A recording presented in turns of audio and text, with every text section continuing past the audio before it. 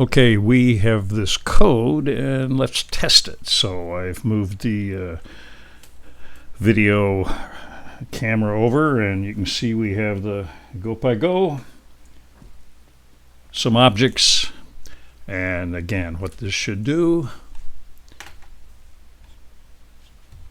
is run through this loop, and we'll just do it for 20 seconds, and you run till the distance sensor is less than 5 inches. We'll wait a second because we set it for that, and we'll drive backward for a second, and then we'll do a random turn, and it just keeps looping until time runs out. So let's in fact do it.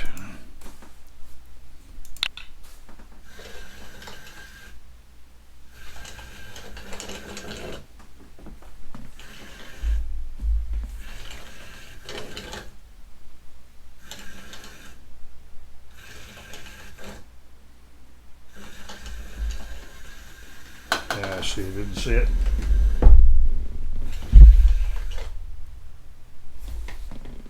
Okay. Time ran out, but you get the idea. Now we can add some goodies to this, but the point is we have tested it, and it's doing exactly what it's supposed to do.